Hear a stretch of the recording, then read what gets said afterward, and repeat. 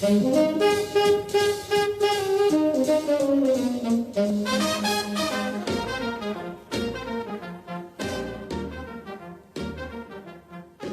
podcast is an invitation to feel and experience the souls of famous old Hollywood homes and to have an in-depth journey to the areas where they're located through interviews with longtime residents.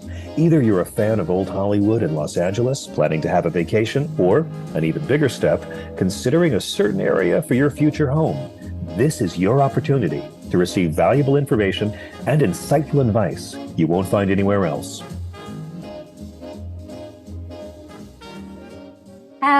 Hello, and welcome to my podcast. Are you in the mood for California?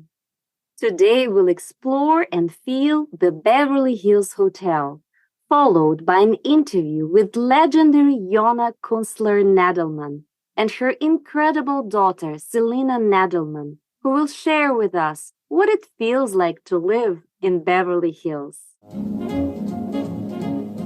I feel that Beverly Hills is a true community, that when things happen that need attention from whoever, whether it's neighbors or whether I find it to be a community of people who care.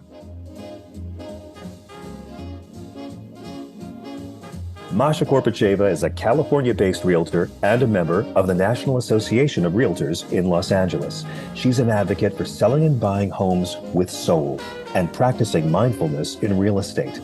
With master's degrees in spiritual psychology and linguistics, Masha brings all of her skills to work with her clients. An intuit and empath, she has touched many lives with her outstanding ability to see beyond the visible and helping to come to better understanding of issues and their resolutions.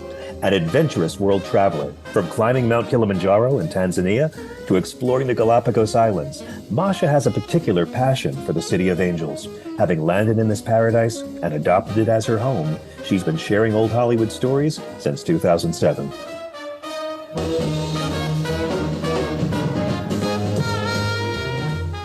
In the mood for California, feel the soul of old Hollywood.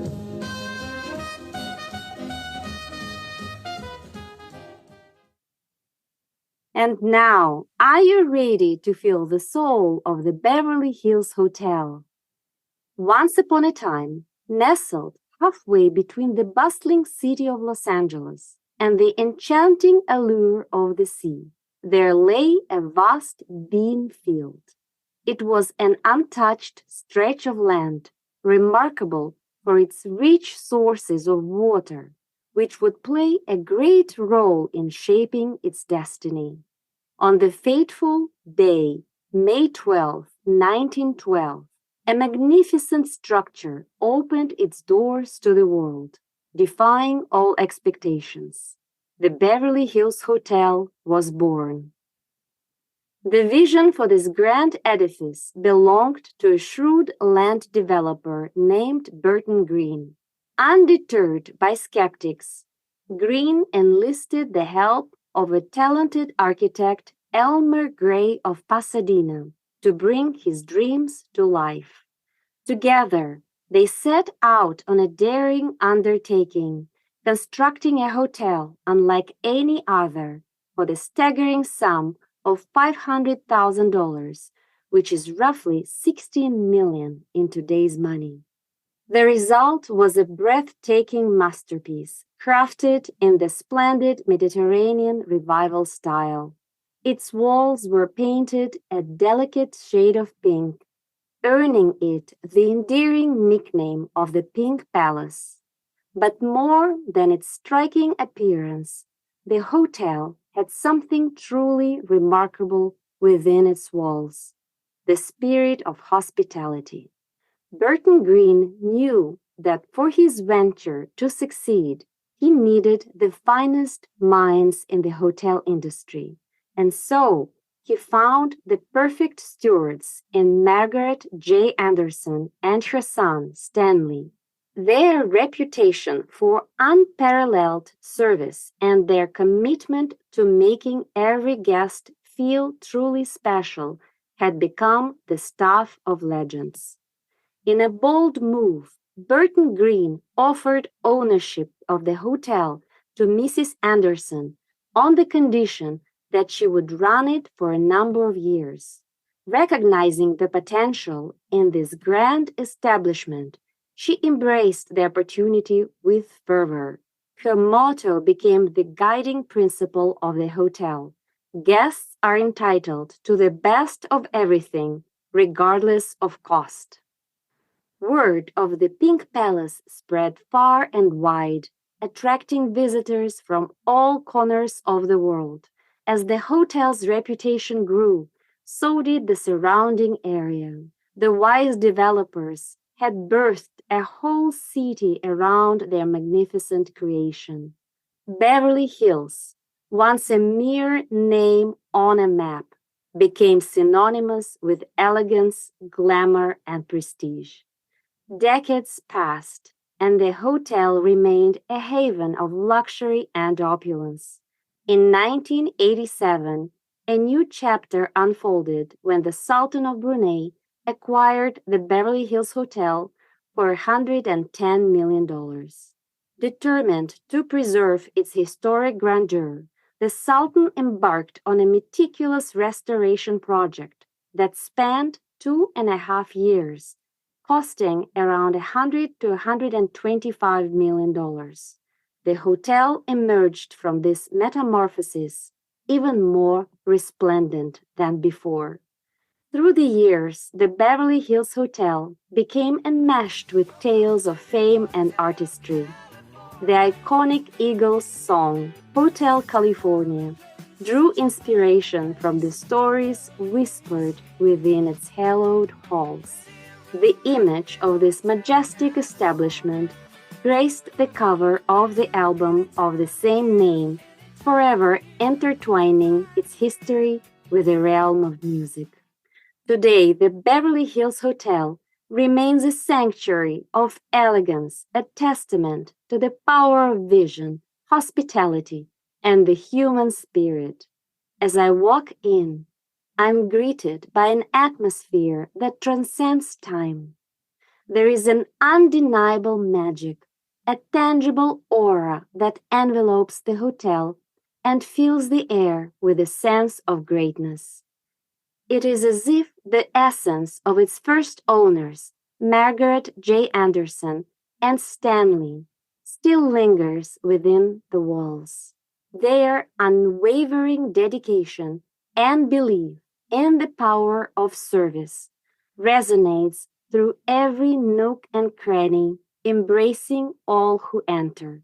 The Beverly Hills Hotel is not merely a building, it possesses a soul. This extraordinary establishment stands as a shining example of the transformative power of a hotel. It not only shaped the destiny of an area, but also carved its own indelible mark upon the world.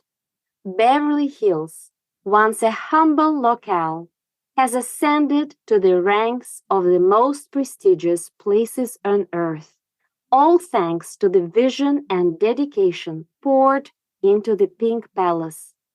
As I reflect upon the history of the Beverly Hills Hotel, I'm reminded of a timeless truth.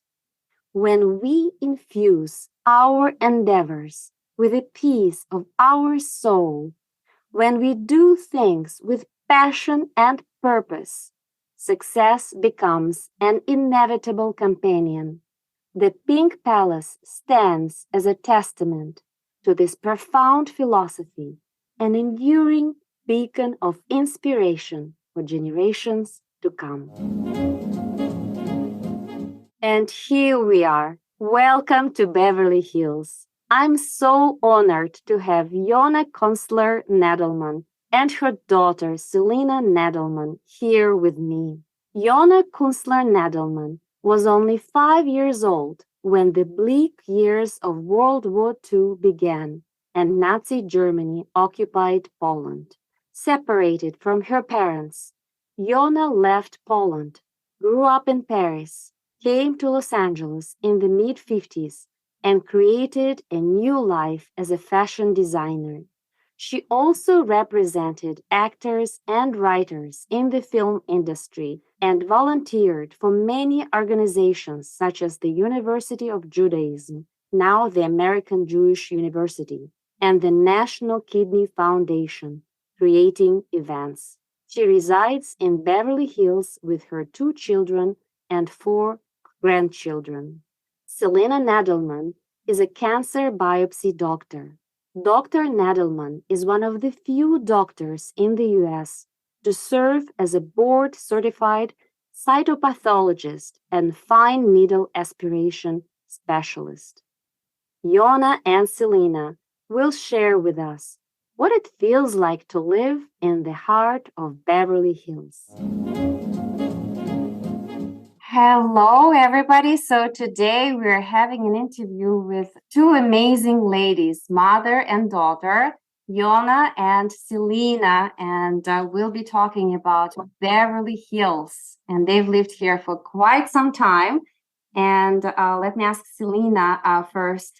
How would you describe Beverly Hills to someone who has never been here? So Beverly Hills is actually a small town within a large city.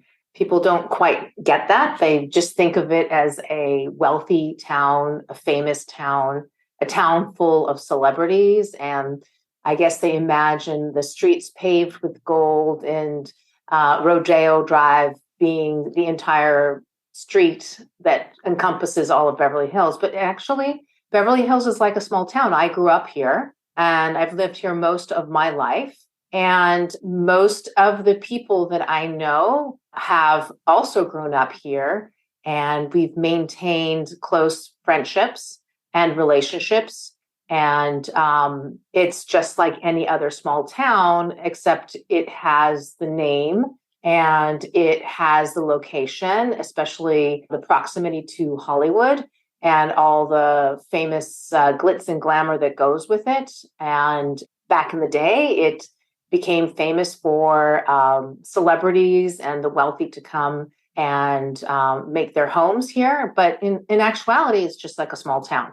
You know, you get to know your local grocer, you get to know your local dry cleaners, you go to your favorite little coffee shop and know all the waiters and waitresses, and they know what you want to drink. And I would say maybe the post office isn't as as much as a small town feel, but most of the other places like the hardware store and whatnot, those are like any other small town. And I'd say it's probably different than maybe living in Los Angeles, the greater Los Angeles, Right. Because Beverly Hills is incorporated as its own municipality. So it has its own city limits as well as its own jurisdiction. They have their own courthouse and all of the things and police and fire departments. And, you know, they feel very responsible for their constituents and their people. Right. So it's definitely a very connected town. It's a beautiful place to live. The pictures of it don't lie. You know, there are a lot of large, beautiful homes and beautiful gardens. I happen to be blessed to be born and raised and still currently living in one of the oldest houses in Beverly Hills. It's one of the first houses that were built by the Beverly Hills Hotel. But people don't understand that there are other types of housing in Beverly Hills. Not everybody lives in a grand villa. There are people who live in, you know, a 1-bedroom, 2-bedroom apartments. My husband, when he first came to the United States and moved out of his parents' home, lived in Beverly Hills in a studio apartment by himself as a young, not, poor immigrant, Right. working. And a lot of people from a lot of different places actually live here. So it's multicultural. There are, like I said, beautiful walking parks. There are places to walk. Within 5 minutes of here, you can feel like as if you're in the wilderness. There's Franklin Canyon, which is literally a stone's throw from here, and you're out of the city. And you can go hiking and walk your dog and go mountain biking. And there's a reservoir there. You can see the ducks and the turtles. People don't quite understand that there are other things other than that Hollywood, famous veneer. Right, totally. Well, now let me ask Yona, because she is the reason why you were born and grew up in Beverly Hills. So, Yona, why did you actually choose to live in Beverly Hills, and how did it affect the quality of your life? Well, as I was mentioning before, and as Celina mentioned, when my little boy was born and started speaking, I had a helper because I had a business and I needed someone to help me. So this woman was Spanish from Mexico, didn't speak English. And I felt that because I had grown up in Paris, that I would be able to understand her. Mm-hmm. So she was working for me and she was speaking Spanish to my son. And I was listening and I was thinking, that means this. So I would say, does that mean that? And she would say, yes, yes. How did you know? So eventually I explained to her that I grew up in a very interesting family. We were survivors of different things. I was a survivor of the German pursuing the idea of eliminating all the Jews in the world. And so I lived in Paris for a while and I my education. So my father always stressed, knowledge and education. And so I went to school in Paris. So of course I spoke French. And it was very easy to understand Spanish and to sort of adopt, the idea. So when Ari, my son, was like 3, I think, he went to nursery school before that, where there were very little children. But when he was sort of the age of being curious and asking questions, he started asking questions about things. Some of them I didn't know, and I had to learn to be able to answer. And it reminded me of what my father had taught me, that knowledge was the most important thing, that wealth, comes and goes and so forth, and some beauty, etc. So I was at a meeting of some sort, and this woman, and I said, I'm having a problem with my son is in nursery school, and he is learning something. And anyway, somehow we came to the subject of school. And this lady said to me, I said, I'm having a problem. My son is now started school. And I asked him when he came home the first day, I said, Ari, how was it? And he said, Mom, I went out the window. I said, what? He said, well, it was a beautiful sky with clouds and the sun was shining. And he described this beautiful picture that he was looking. He said, when he said, I went out the window, I said, what kind of nonsense is this? And he said, well, it was very boring what the person was talking about. And so I already knew whatever she was talking about. And I started looking and I thought to myself, wow, this Beverly Hills has a beautiful sky. And whatever it was that I was seeing through the window of where I was, which was at that time in nursery school. And he said, and so I said to myself, I'm going to look at the clouds and wonder what kind of composition they are. Well, when he finished describing this first day at school, I was beside myself. I came home and I said, I don't know what we're going to do. This child is going to get into trouble because he is not going to be able to sit with all this nonsense. He needs to learn.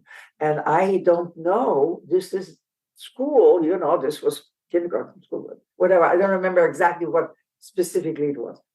And then, I talked to some ladies and and they said, well, there's this private school and that private school. And I said, I don't want to send him to a private school. And we did. We sent him somewhere in the valley. I don't remember the school. I'm sorry. Somewhere there is a record of it. And he came home and he said, oh, yeah, it was okay, And I was telling the story to one of the ladies, and she said, Yona, don't try to find a school in the valley She said, move to Beverly Hills. I said, what? I mean, I had worked in Beverly Hills. I worked in a different, and I said, what? Beverly Hills? I hear that it's a very expensive area. She said, yeah, but south of Wilshire, there are places where you could live there. She said, where do you live? And I said, we live in the Hollywood Hills. And she said, if you want, I said, I wanted a public school because I wanted my children to have friends within the area where they live. So, because I was a immigrant, I didn't have any friends in the area where I lived. So one of the ladies said like this, she said, move to Beverly Hills, sell your house, move to an apartment. I said, really? I mean, I had heard that Beverly Hills was very special. And I remember driving through the area and seeing these very big houses. And it reminded me of some films about, from England, where they had these, where it was always surrounded by fields. So it was always land, right. And things. And so I came and drove around in Beverly Hills, and I sort of liked it, Came home and told my husband, and I said, we should move to Beverly Hills because I hear that the best public schools are in Beverly Hills. This lady told me, she said, don't listen to anybody. All of these academies, the private academies that they are promoting, to be different, to be special. Now, send him to a public school in Beverly Hills because that is the best. Mm-hmm. And you did. And so I started looking at possibilities of moving to Beverly Hills. But as luck would want, someone gave me something to deliver to someone who lived in this house. Mm. And she belonged to the same organization that I belonged to. And I came and I brought whatever it was that they gave me. And she said, we're leaving. We're going to Israel. They were from Morocco. Mm. And she said, I feel like we belong where there is a little bit of desert. When you drive up Coldwater Canyon, there are areas that are similar, nothing is growing. It's kind of, and I said, so you're moving to Israel? She said, yes. And as I passed by, there was a thing standing there, and there were these announcements of the sale of the house. Mm-hmm. And I picked one up. And when I went home, I said to my husband, I said, Seymour, we should move to Beverly Hills because the children, my child, would be able to have a better school. So they told me. I actually had checked it out with other people that I knew, women in an organization. And they said, yes, they're there. So my husband said, are you crazy? I have to be on top of the freeway. My business is downtown. I have to go to the office every morning, and I can't. And then he found out that one of his very good friends lived very close on the same mountain, the same hill. Mm-hmm. And I was able, and she was a real infant. I was carrying her with me. And so when I delivered this, and I took that page and I looked at it, and I said to my husband, we should move to Beverly Hills.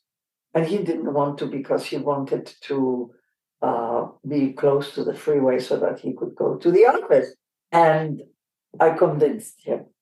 And we moved here. I bought the house, I think, in 68, but we didn't move in until like 69. Okay. So we moved in 69 because I remodeled. I did some additional things to the house and modified the kitchen, which was very old. And aside from that, I just made things better. And because of that, there were places, where you run into people and school, where you go with your children. Yes. So you meet people. And we have lived here for 54 years, I think. That's a really My long next time. door neighbors are very nice people, but we're not close. He's a doctor, and they belong to very fine clubs and all of that. But their children were older, and so we didn't Connect. connect. But the person who lived on this side was an actor, a well-known actor. I can't think of his name. Wayne Rogers. Wayne Rogers. Okay. He was in it. I had been connected to people in the movie industry, and I decided that wasn't the issue. And that what was the issue was that my son could go to a school where he would be able to have the kind of education that, he needed. That was my motivation. That was a very, very good motivation, because depending on where you study, it really affects not only your environment, but you also become a better person.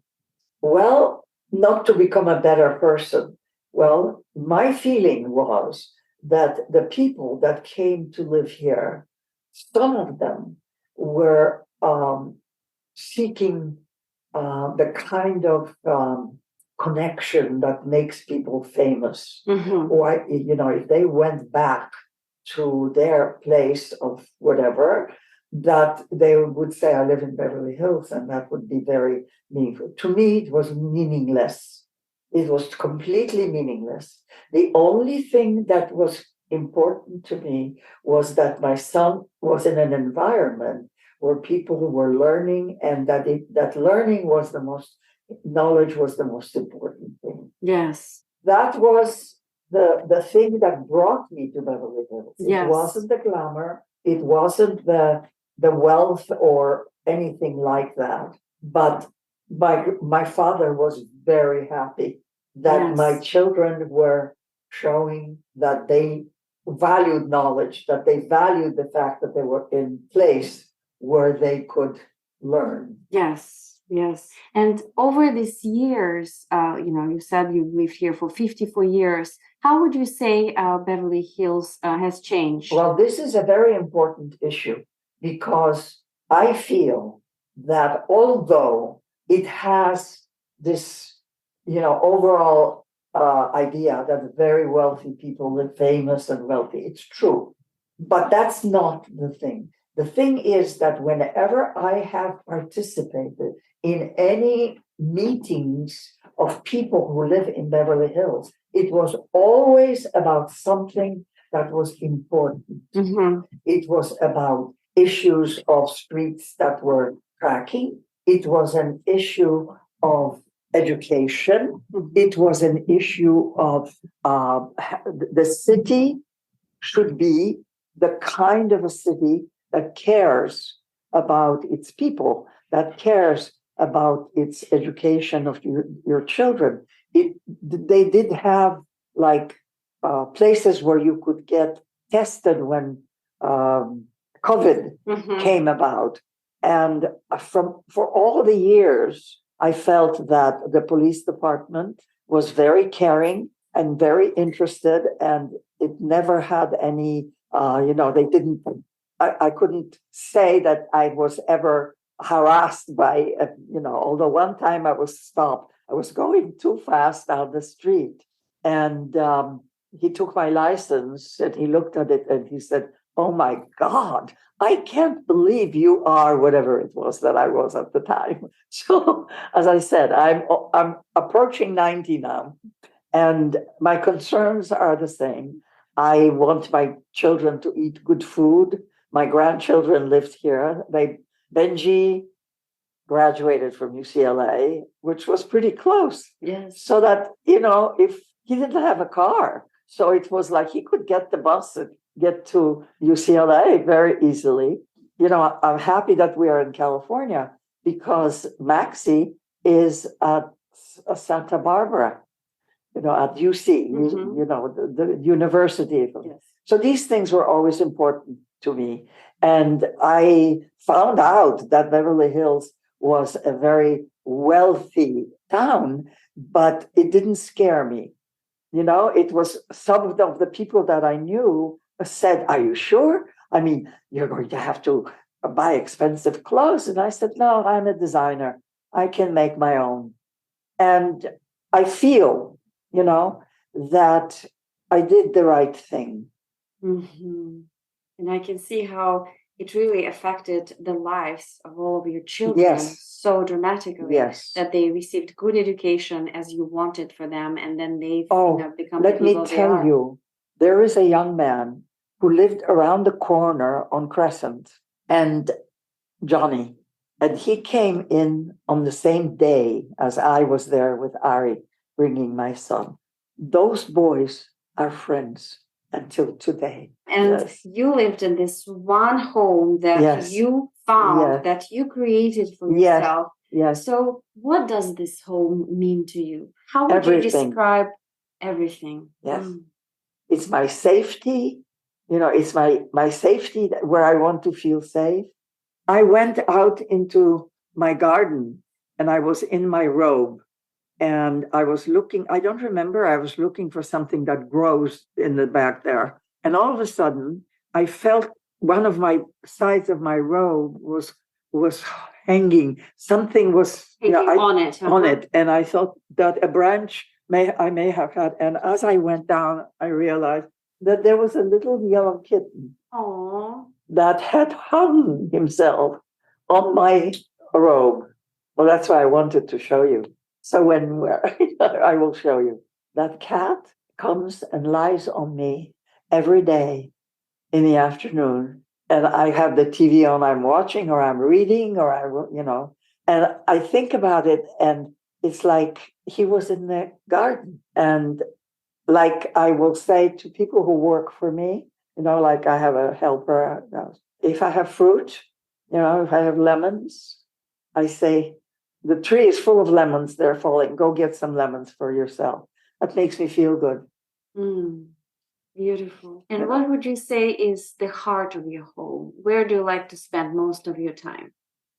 Well, I have a very large bedroom that has everything that I need, that has space and is very high, so that sound is very good. And it's my private safety hole. Mm-hmm. And I've lived there for 54 years. Yes. When you say that people are, the most important thing for me, since I had gone to art school, this is my son. Mm-hmm. This is my daughter. This is a painting that one of my professors wanted me to sit for. I have paintings, all over in the dining room, everywhere. I don't, that's Benji, the one who's in New York now. So these are things that make me feel safe. Yes. Do you know, I moved from one country to another. I had to speak different languages. So that first I spoke Polish, and then I was in Germany. So my nannies used to speak German with my parents because they both spoke German. And I spoke German, and they would be surprised where all of a sudden they would, I was in the DP camp, displaced persons camp. And the workman would come and I would say, I want to borrow your bicycle. And he would say, no. Next day he saw me and he came up and he said, get me 2 camels from the American soldiers. This is 1946, right after the war. Mm-hmm. And I was a little girl, child, And so I went up to the soldiers and I said, please, could I have? And they gave me 2 camels and I had a bicycle for a whole day. Beautiful. Well, Yona, thank you so much for sharing your stories. It was such a pleasure talking to you, and thank you for sharing everything that you did. And also, let me ask you one last question. So, what feelings does Beverly Hills exude for you?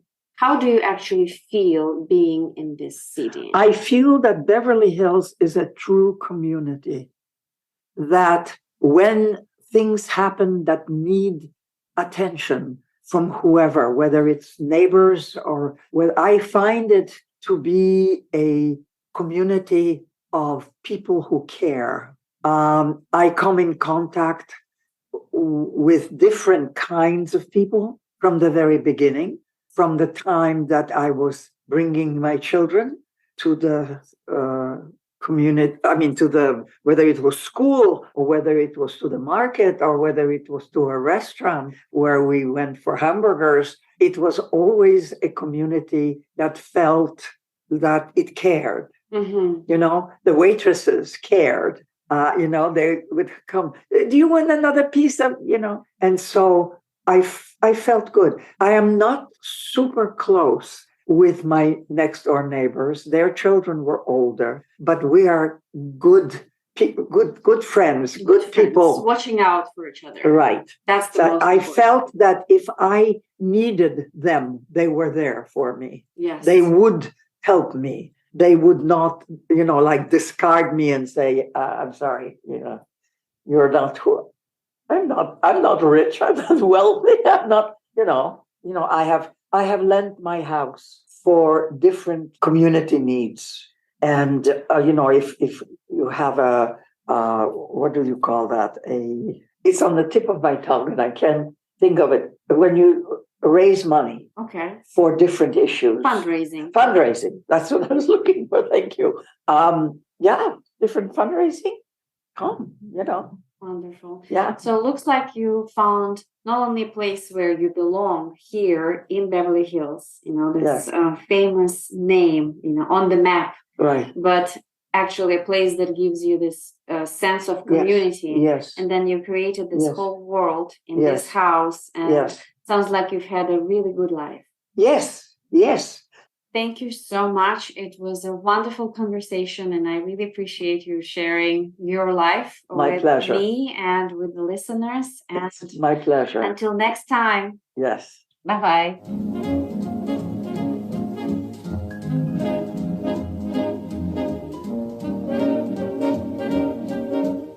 Thank you very much for tuning in, and I hope you enjoyed experiencing Beverly Hills with my special guests, Yona Kunstler Nadelman and Celina Nadelman.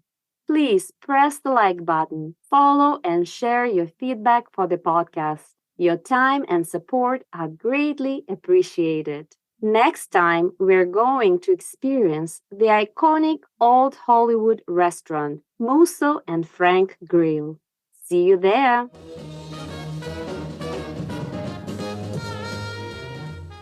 In the mood for California, feel the soul of old Hollywood.